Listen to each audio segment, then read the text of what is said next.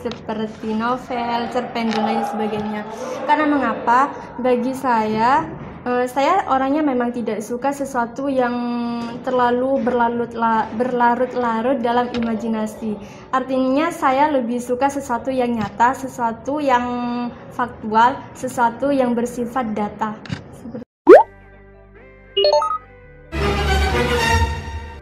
Kembali di podcast Retorika.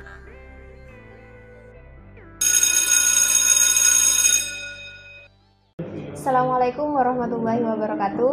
Bersama saya Nurul Fadila di podcast Retorika.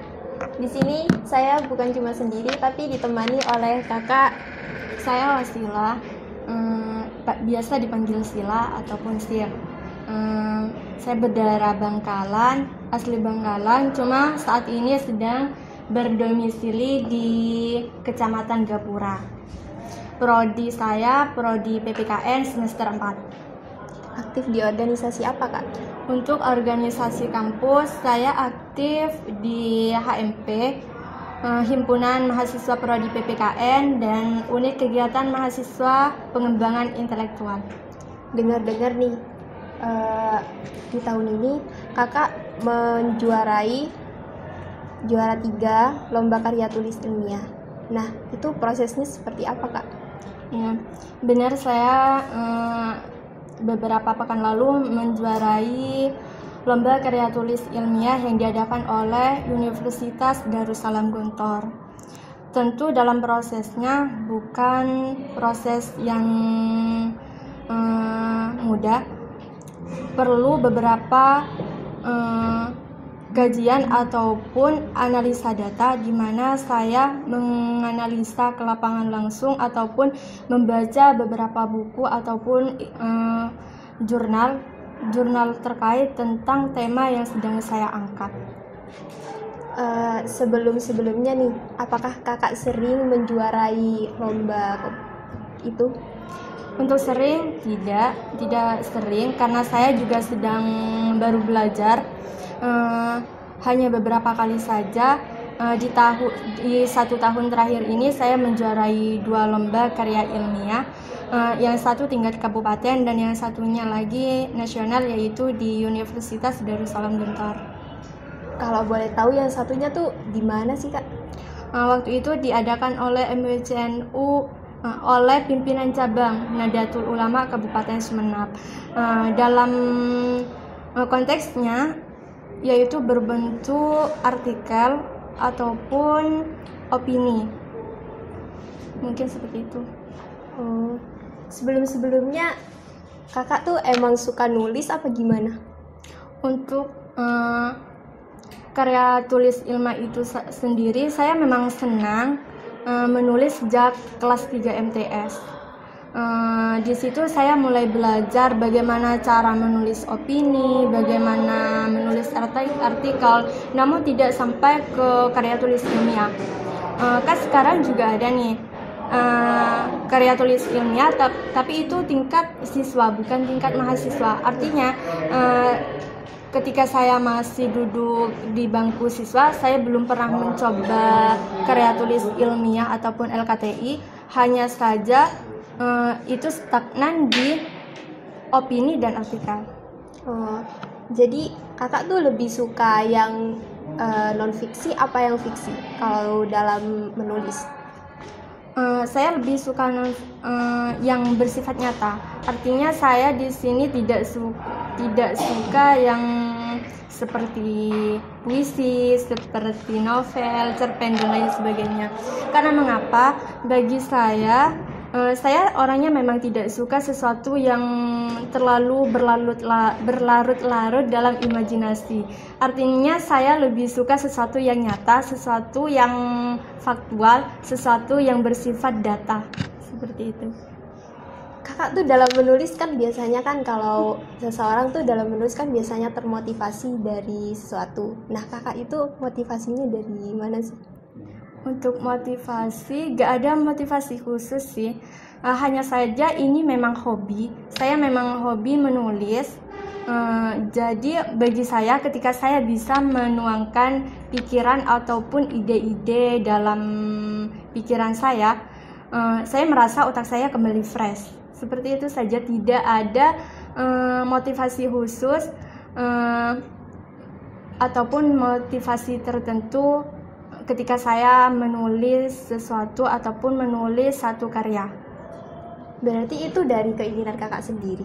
Ya benar, itu bisa saya katakan sendiri, keinginan saya pribadi ataupun itu memang hobi saya. Adapun motivasi-motivasi itu motivasi orang-orang terdekat, biasalah seperti itu. Saya rasa bukan motivasi pada saya termotivasi pada ini nih, bukan seperti itu. Hanya saja mungkin mendapat semangat-semangat dari orang-orang sekitar. Jadi seperti itu.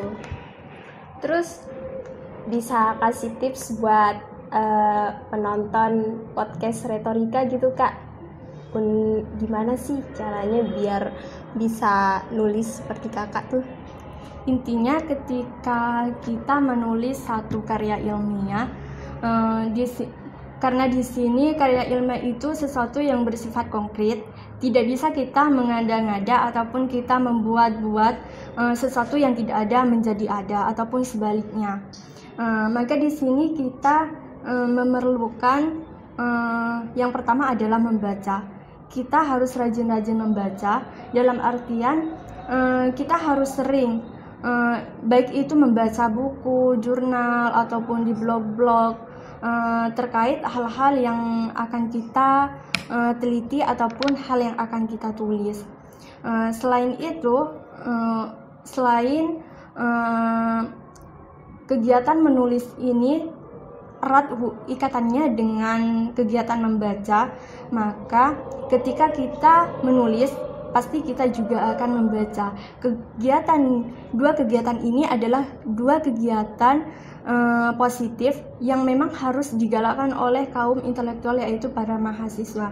Jadi memang seharusnya kontribusi seorang mahasiswa dalam dunia pendidikan adalah salah satunya dengan mendalami jiwa-jiwa akademisi, yaitu dengan cara membaca ataupun menulis. Selain itu, ketika kita mampu menuangkan ide kita, pikiran kita dalam sebuah tulisan, dalam hal ini adalah tulisan ilmiah, berarti kita juga akan semakin tahu, kita akan tahu data-data apa saja yang sedang kita kaji ataupun data-data yang sedang kita tulis. Hal-hal yang sebelumnya tidak kita ketahui, ketika kita menulis sebuah karya ilmiah, kita akan secara langsung terjun ke lapangan, entah itu ke masyarakat ataupun mencari data yang bersifat angka ke dinas-dinas ataupun lain sebagainya. Jadi di sini sebuah karya ilmiah bagi saya merupakan sebuah jati diri ataupun sebuah identitas. Bagaimana ketika kita mampu menuangkan pikiran atau ide kita ke dalam sebuah tulisan, maka kita juga mampu berkontribusi untuk halayak tentang bagaimana seharusnya dunia dan bagaimana seharusnya keadaan yang semestinya. Dalam hal ini, ketika kita mampu menuangkan dalam sebuah tulisan, maka tentu akan dibaca oleh orang lain. Dan yang terakhir adalah menambah korelasi tentunya. Ketika kita mengikuti event ataupun ikut lomba-lomba, artinya kita semakin menambah teman-teman ataupun relasi, baik itu relasi baik secara teman ataupun juri-juri yang tentunya di sini juri-juri hebat. Pernah saya juga termotivasi, ini cerita ya. Iya. Dari salah satu juri ketika saya mengikuti lomba karya tulis ilmiah tingkat nasional juga, saya masuk 5 besar. Di poin karya tulis ilmiah saya dalam artian tulisannya masuk 5 besar. Namun setelah presentasi saya mundur ke bukan lagi 5 besar namun 10 besar. Artinya di sini juga memerlukan public speaking yang bagus. Bagaimana ketika kita menjelaskan kepada dewan juri, memaparkan gagasan-gagasan kita. Saya dimotivasi oleh salah satu juri itu. Kebetulan dalam satu forum itu hanya saya yang masih semester 2. Ketika itu saya masih semester 2 memberanikan diri untuk mengikuti LKTI tingkat nasional. Saya ditanya nih sama dewan jurinya. Karena mungkin public speaking saya waktu itu masih kelihatan banget. Kalau masih maba Kurang fasih gitu ya, ya, Kak. ketimbang ternyata yang lain itu udah semester 6, semester ada juga yang sudah menyelesaikan skripsinya namun belum yudisium. Artinya di situ sudah semester 8. Saya sampai insecure juga. Namun ada juri itu yang bilang, "Mbak ini semester berapa?" "Saya semester 2, Bu." Saya bilang begitu. "Wah, saya yang akan menjamin, Mbak, kalau Mbak konsisten nulis dari maba nih, dari masa-masa maba sampai ntar minimal semester 5, Ibu yang akan menjamin Mbak akan tinggal manen ntar." Dalam artian ketika kita konsisten menulis, kita akan menuai hasil yang kita tulis itu. Dalam artian di sini ketika kita mengikuti event. Namun perlu digarisbawahi lagi, ketika saya pribadi menulis, tidak saya niatkan untuk sesuatu yang bersifat pragmatisme. Artinya jangan terlalu mengharapkan atau menginginkan saya harus menang nih, saya harus menang lomba ini. Jangan dulu seperti itu. Dalam artian kita harus memaksimalkan dulu proses kita menulis, bagaimana proses kita menyelesaikan ataupun menganalisa masalah-masalah seperti itu. Lebih pada sesuatu yang bersifat akademisi ataupun berbau pendidikan.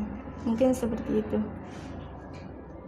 Baik, Mbak kan biasanya tuh kalau dalam karya tulis tuh, atau gini, contohnya dalam puisi itu kan biasanya punya mentor tuh.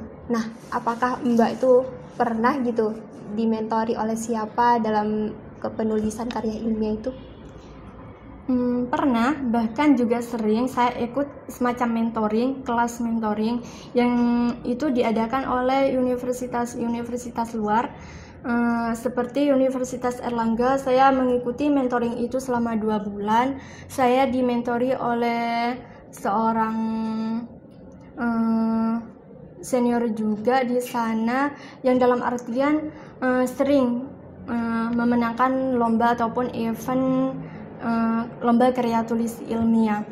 Jadi saya memang sering mengikuti mentoring, bukan hanya sekali, beberapa kali, kalau tidak salah 3 kali. Pernah di Universitas Trunojoyo Madura juga, dimentori oleh orang-orang hebat juga di sana.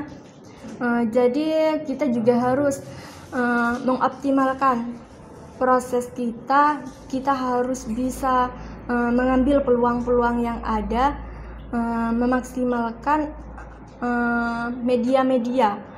Karena di situ saya jujur, saya ikut kelas mentoring, saya tidak diberi informasi oleh orang di sekitar saya. Justru saya malah punya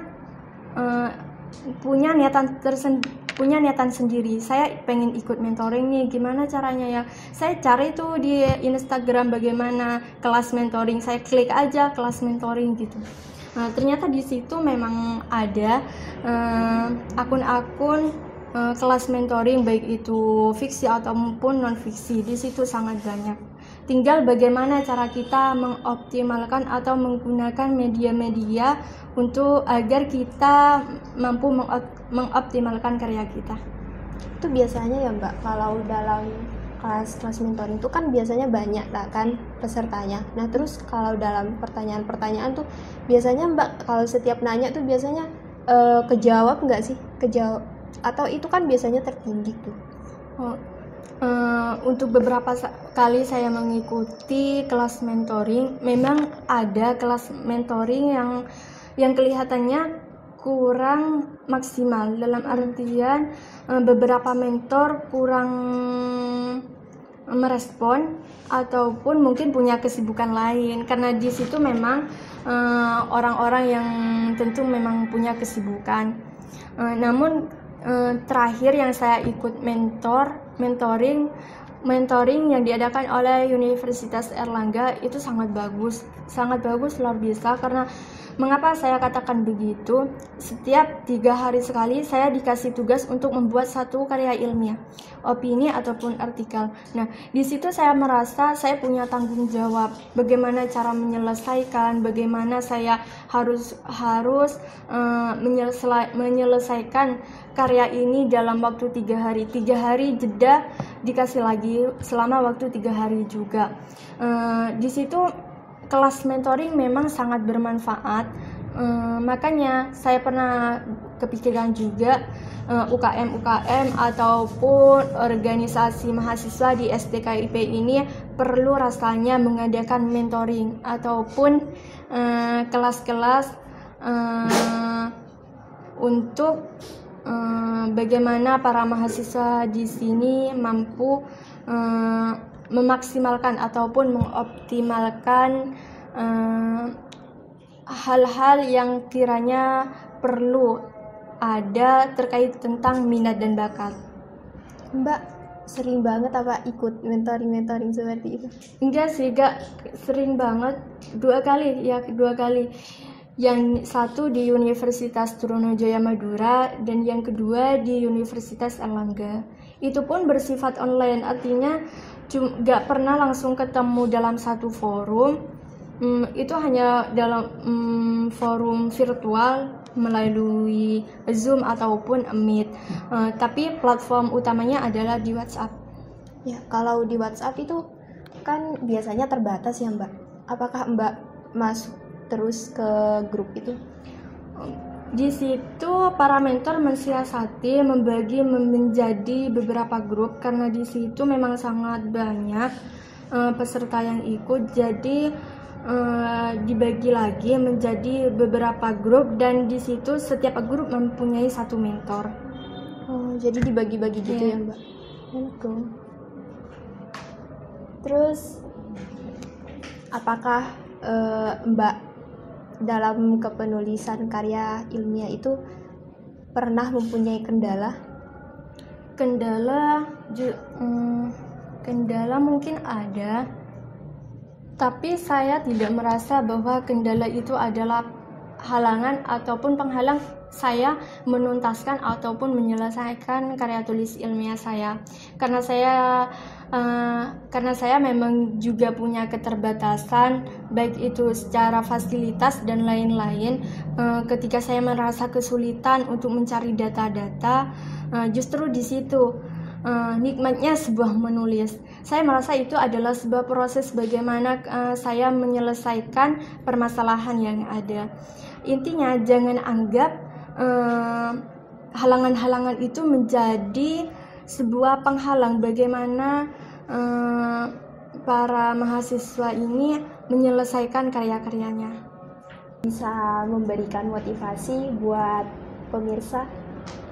Motivasi untuk pemirsa, motivasi untuk menulis karya ilmiah nih. Kalau kita ketahui bersama bahwa dengan menulis karya-karya kita akan mendekati keabadian nih. Dalam artian karya kita nggak akan hilang, pikiran-pikiran ataupun ide kita nggak akan hilang begitu saja, namun bisa tertuang dalam sebuah bentuk tulisan ataupun semisal ada di media-media.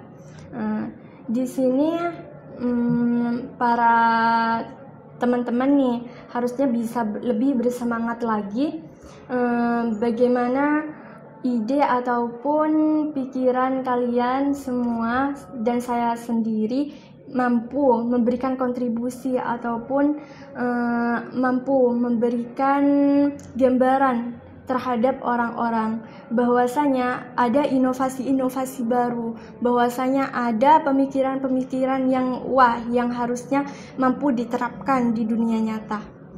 Mungkin seperti itu. Terima kasih ya Kak atas waktunya. Baik, terima kasih, sama-sama. Baik, untuk pemirsa jangan lupa tonton video podcast pada hari ini dan juga podcast yang sebelumnya. Jangan lupa juga share, like, comment, and subscribe. Wassalamualaikum warahmatullahi wabarakatuh.